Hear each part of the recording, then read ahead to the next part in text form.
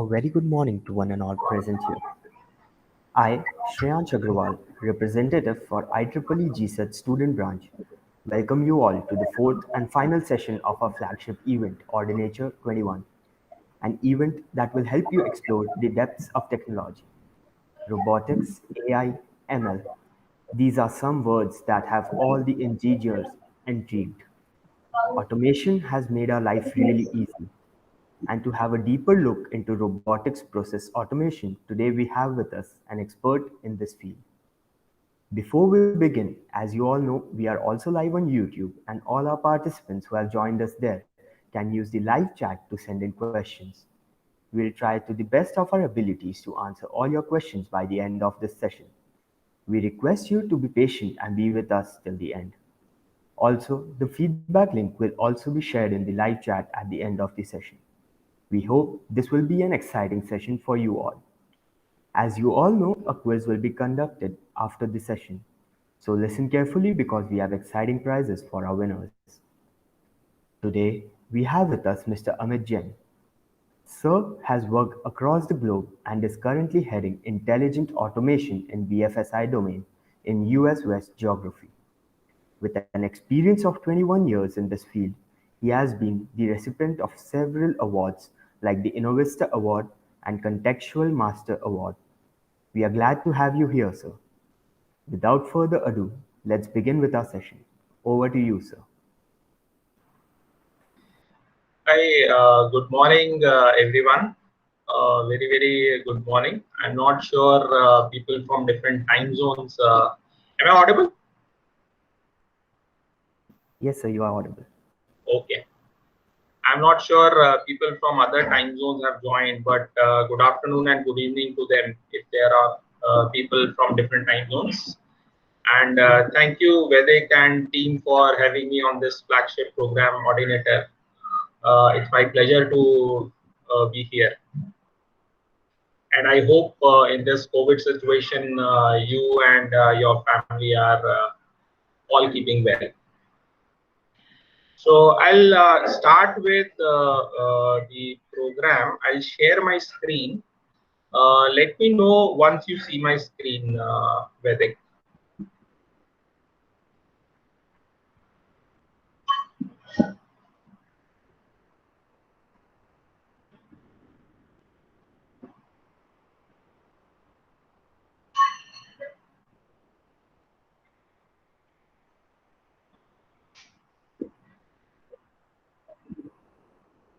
Okay. So I would start from where I started my journey. So I started my journey with RPA 4 to 5 years back. And when I started robotics, right, my understanding when I started that it is a kind of robot that is going to do our task automatically.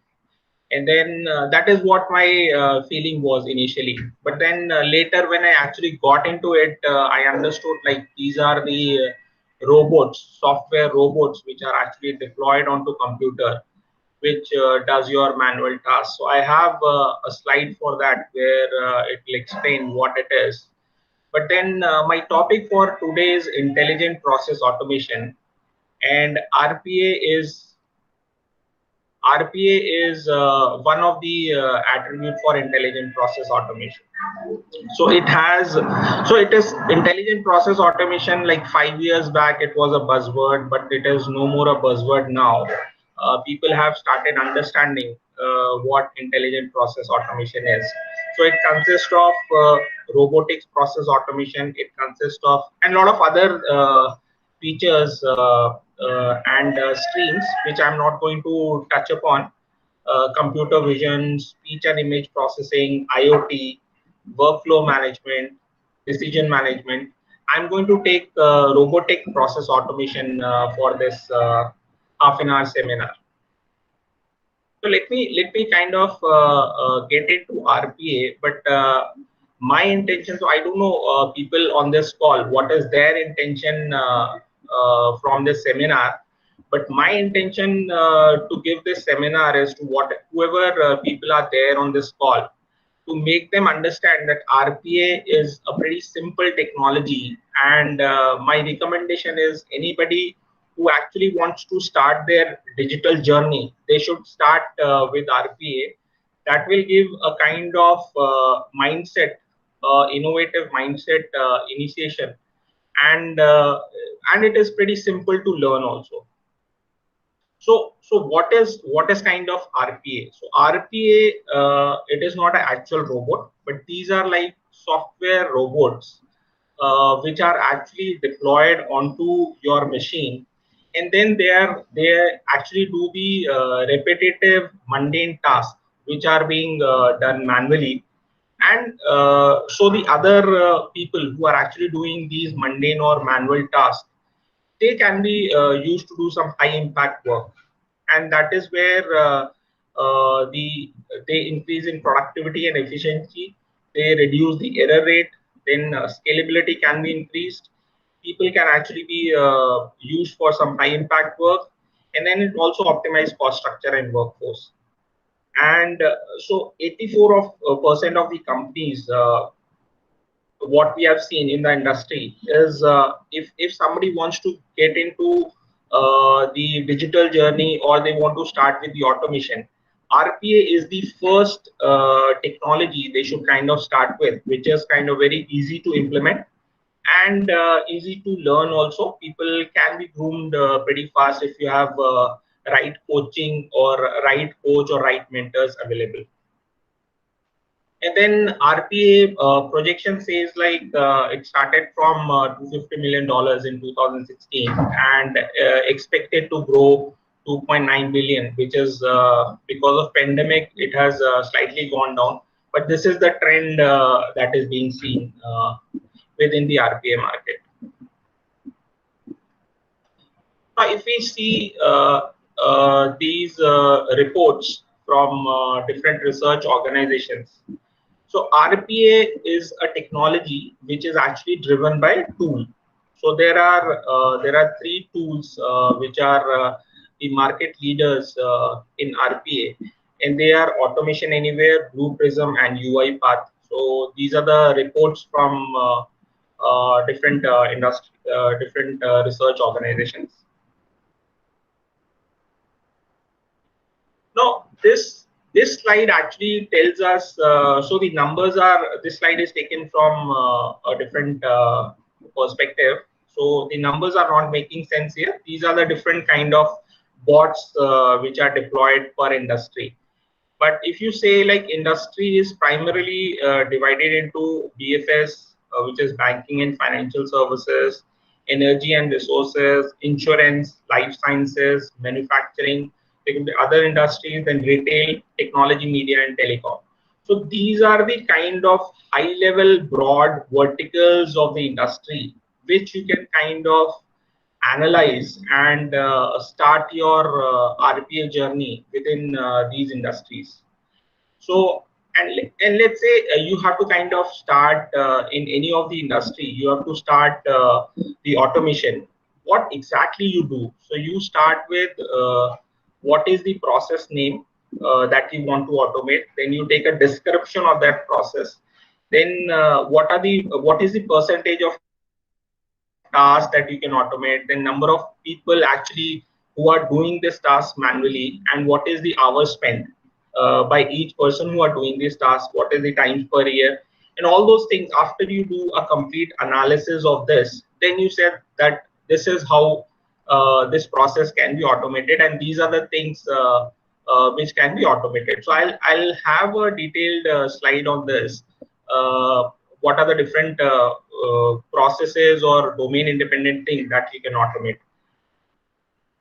So this I have taken one insurance business domain, and these are the normal processes for a different insurance. So for example, right, you go for a auto insurance, or you go for a life insurance, or you go for a property insurance. These are the different processes which are there. So there is another next slide which says domain independent. So you don't have to be an expert in kind of any domain for automation to understand, you should have a high level view of what that process is, and then you can kind of do the automation. So for example, I'll give a very simple example which you can kind of correlate. So claims, right? People actually do claims. So I'll just put a mouse there. Claims correspondence. So what exactly happens is when you file a claim, you let's say somebody met with an accident and he files a claim. So there is a claims correspondence that happen. Now there is a complete back office team who is actually sending the responses to different people who are claiming. So somebody met with an accident, he claims, then there is a mail that will go. So that mail, people are sending, okay, we have received your claim, now your claim is processed or your claim is actually done. So these are the manual processes which are actually done. But with the you can also involve machine learning in, so as to, like, somebody is sending an email, it is like analyzed, and then a automation response goes to the claimer, right? So this complete process can be automated with RPA, and some level of NLP or machine learning you can also use. Now this is a white paper written by me, which got published last year in Association of Enterprise Architects. Now, what is seen in the industry is, as I said earlier, also, you don't have to be an expert in a domain for doing the automation. You may have the knowledge that this is a kind of process and which needs to be automated. So things which can be automated. For example, I give you an example for format capture, right? So there is an input which comes in an Excel sheet, and people are doing some manipulations or doing some calculations in the Excel sheet, and then finally generating a report within an Excel sheet and then sending an email. So this is a process. Now this can actually go to a different domain. For example, a telecom domain, right? We did a project in telecom domain. Now, in telecom domain, there are towers in different states. Now, these towers have bandwidths and a lot of other attributes. Now, if electricity goes down, your tower is actually shut down. Then there are diesel generators which are actually used to up the electricity, and the tower is up again. Now, there was a report on these attributes, so as to what is the bandwidth each tower is giving, for how long it is giving, then how much is the, if the light is turned off, how much is the diesel used. So they all, and there are other attributes also, but there was a 50 people team who were actually doing the calculation on these Excel sheets, and a lot of Excel sheets with a lot of attributes for these different states were actually being analyzed, and reports were being generated. So the entire process of this manual calculation done by the back office team using XLS, it was automated, and the business team was pretty happy that we have kind of reduced from 50 people to 25 people, and then there is a lot of monetary benefit as well. So domain independence says, like, you can there will be automation for website. So somebody is actually going to one website, and then there is a data which needs to be collected and collated in the Excel sheet, and then it has to be formatted or it has to go to mail. This one complete process can be applied to any domain. So you have a website automation, then you have format capture automation, then there is a database automation, like somebody is inserting, updating, and getting the data. Then there are web services automation, and then there is a SAP or legacy automation, like mainframe system, which needs to be automated, and then the email send and receive.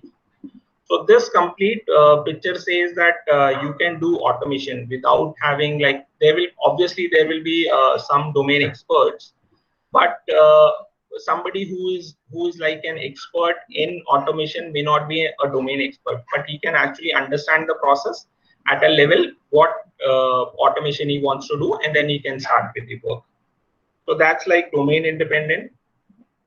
Now, this is a simplified view which I have depicted just for you guys to understand. Like there could be a data which is unstructured, semi-structured, and structured data, and then as an input it either goes to a OCR engine or it goes through NLP, and then there is a machine learning, and then there are robots which are actually doing automation. If there are data issues, then it actually goes to the operations team or the back office team, or if there are any exceptions from the robot, it also goes to the operations team. And then finally, you are actually having the output as XLS or email or whatever you want to do as a part of automation. Now, this is an important slide for people who want to understand the deployment architecture. I think the Automation Anywhere are going to Office 365, they call it recently. This is an older version when it was like an on-premise deployment architecture. So this is one of the RPA tool, Automation Anywhere, and I would like people on the call to kind of visualize uh, three different machines, right? So one you can call it as a control room. So so this architecture will be understandable if you kind of consider three different machines. So you have a control room, then you have a runner machine, and then you have Automation Anywhere client. So I'll keep my mouse so that you can understand. One number is control room, and then this runner machine we call it as a second machine, and this AA client is the third machine. So effectively, so this is a production, but you can actually install it on one machine, and then you can do the development whatever you want to do. So in production, you have control room, runner machine, and Automation Anywhere client. So initially, how this automation deployment architecture is done is you first, since it is a tool, right, I would say there are three installers which they give. So first installation, you have to do it on the control room machine, and then that is my control room setup. So initially that is the first task that you do. So your control room is set up, then you actually within the control room you set up users, roles, rights, and then there are some dashboards and schedulers which are there, but you set up users, roles, and rights. So now your control room is set. Then you actually set the Automation Anywhere client. These are the client which is actually used for doing the development by the developers. So you are actually going to develop the bots on these Automation Anywhere client. Now this installation is done, the client installation is done. Then you actually try to connect your Automation Anywhere client with the control room by putting the URL. So there is a connectivity set. And then whatever you are going to develop, you can actually put it in the control room. So that if they are on the same LAN, if they are on the same network, that connectivity is established. Now then there is a third machine which is called as a runner machine. Now this also gets connected to your control room, and then once now your automation setup is done, and if you want to do a setup, if you want to do the automation, you can deploy your there will be automatic deployment of the bots on the runner machine, and the runner machine can be scheduled to run the bots at any point of time. So now I'll go step by step. So your step one is your control room is set. Then there is a SMTP server which is set up, which you can actually do to send and receive emails. So that's like step number two. Now there are hosted applications. For example, as I told you, like automation you want to do for some of the website. Let's say from a website you have to get the data, and then you have to do some compilation within the Excel sheet, and then you have to send an email. So these are those applications. So it could be a SAP, or it could be a Java, or it could be a .NET, any kind of web application or legacy application. These are the hosted application. They have to be on the same network, or the firewall has to be opened up to kind of give the access to those applications on the Automation Anywhere client for doing the development. So that's like step number 3. And then step number 4 is you have already connected your Automation Anywhere client to the control room. And then step number 5 is you have set up the runner machine. So runner machine is actually connected again to the control room. Now step number 6 is you have actually scheduled your bot, which is the software that you have written for doing the automation. There is a drag and drop, or some code which is there in the tool itself, which the developers have defined, and they have kind of developed that bot, which is there in the control room. As a part of step number 6, it gets deployed onto runner machine, and then the runner machine also have the access to these applications. And then the time that you have scheduled the bot from the control room, right, on the runner machine, it will start automatically, and then it will start website to website, Excel comparison, mails, all those things will be done by the runner machine. Now this runner machine becomes my one person. So if let's say my load increases and there are other applications which needs to be automated, you can increase the number of runner machines, and there are different licenses which the tool provider gives, and then you can kind of scale up your processes. So that's like pretty much it. And this is another, so this was the white paper which I already showed you, domain independent. And then this is another white paper. Not sure if it is opening.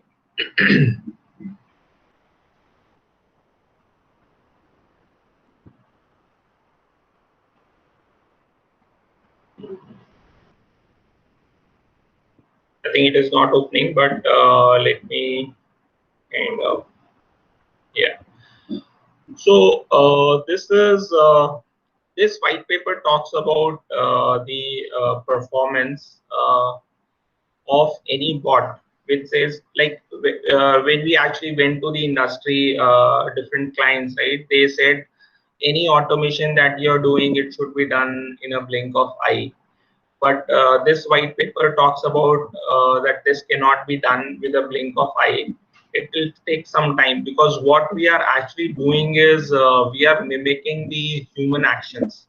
So for example, I go to this website X, and then I go to website Y, copy the data as a manual task, right? Copy the data into an Excel sheet, and then do some calculations, and then save that file, and then send it through email.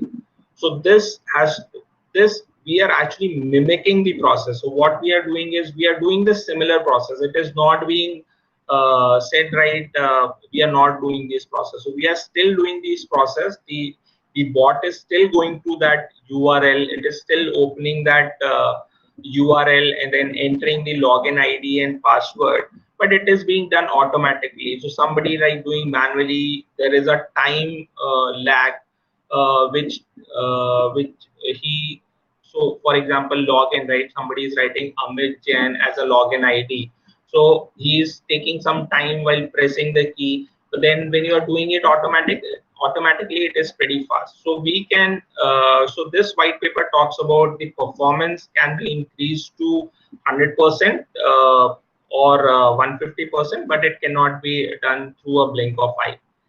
So that's like pretty much it about RPA. And I think if you have any questions, I'll take it up. I think I'm done with my presentation.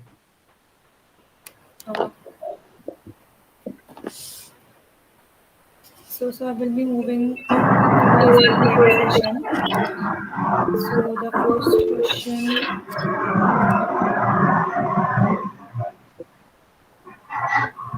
What is process mining? Process mining, actually, these are the part of machine learning or data science technique, which I'm not covering here. If anybody has questions related to RPA, I can take it on. Okay.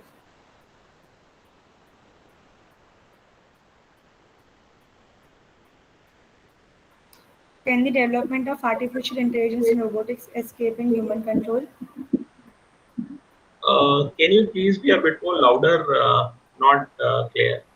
Okay, sir. Now I'm audible. Slightly more louder. Can you come in front of the mic? Now? Yeah. Now slightly Yeah. better. So, can the development of artificial intelligence and robotics escape the human control? Escape the human control. Yeah.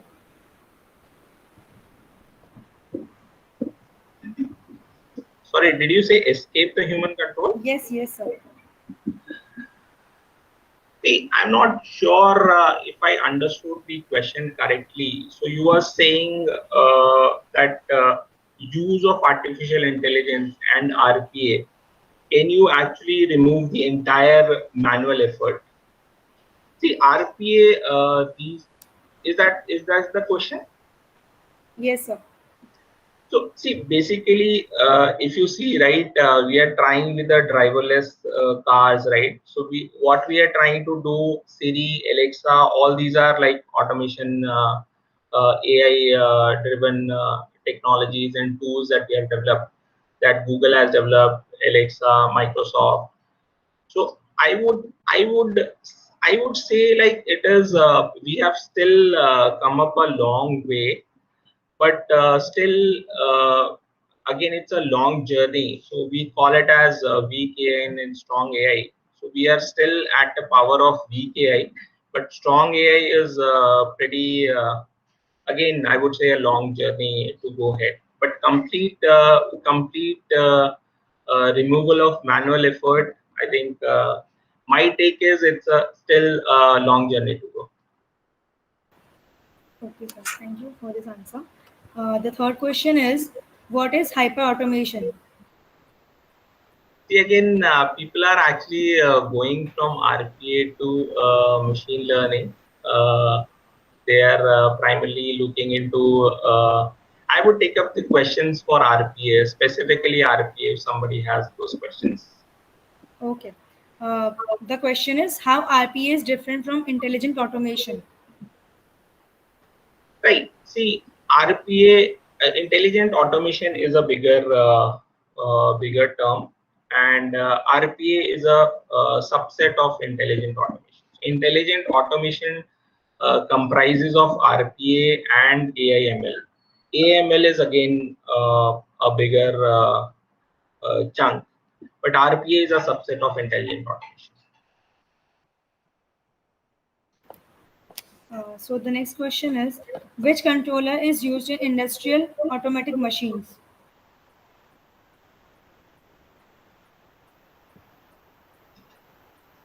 Can I see the questions also?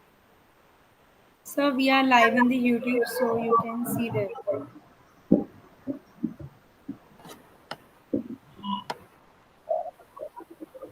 Yes, sir. Yeah, okay. I think which controller is used in industrial automatic machine. I think see, these controllers would be. I would think, I may not know, but these would be like IoT controllers, which could be used in industrial automatic machines. Okay, sir. The next question. How do I get started with RPA? I think if somebody wants to start with RPA, there are open source and a trial version available for Automation Anywhere or UiPath. You can kind of install the controller, you can install the Automation Anywhere client or any other tool client that you can install on one machine, and then with the tutorials which are given, you can kind of install user and start doing the automation.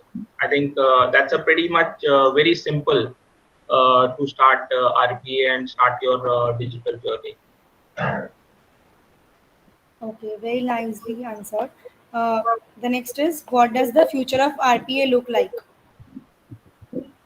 See, I would say any company, right? Any company who wants to start their digital journey, they can start with RPA. Then ultimately, once people actually within a company, they understand that RPA is a automation tool which you can use to automate the processes. But then later they actually get into ML and AI for doing enhanced intelligence or putting intelligence in the automation. So coming to the question of this future, the future is, I think, pretty good, and have started learning RPA. They have started using RPA. The future looks good, but the combination of RPA plus AML is pretty huge. Okay. Can RPA work in any software application? Uh, See, software application, right? So I gave you example of domain independent. So if you have a website, you have Excel sheet, you have PDF, you have email, you have legacy application, those kind of complete different tools, or what we can say, those different applications can be kind of automated using RPA. But Thank to your question, I would say it can be used in most of the software applications. If it is a web application you are talking about, it can be used. If it is a desktop application, it can be used. SAP legacy mainframes, that can be used. Okay. So that's the end of the Q&A session. So moving towards the conclusion. So thank you so much, sir, for this engaging discussion. We are fascinated by everything we learned today. It has piqued our interest in robotics and automation. Thank you for introducing us to the seemingly limitless possibilities of robotics. It is without a doubt the world's future. The session truly left us with a lasting impression to every tech enthusiast present here. Now, I, Nehal Alwani, the Vice Chairperson of Computer Society, IEEE GSET Student Branch, would like to felicitate you with a token of appreciation. Thank you. Thank you very much. It was my pleasure giving a webinar to this energetic youth of Gujarat and India. Thank you. Can Shrey present it?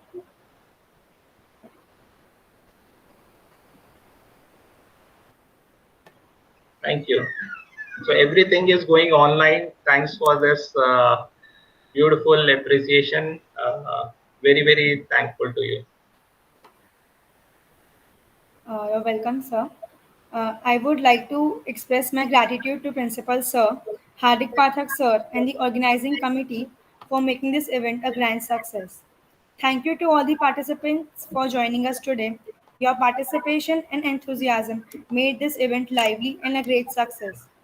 Now, moving forward to the another anticipated part of the event, the quiz competition.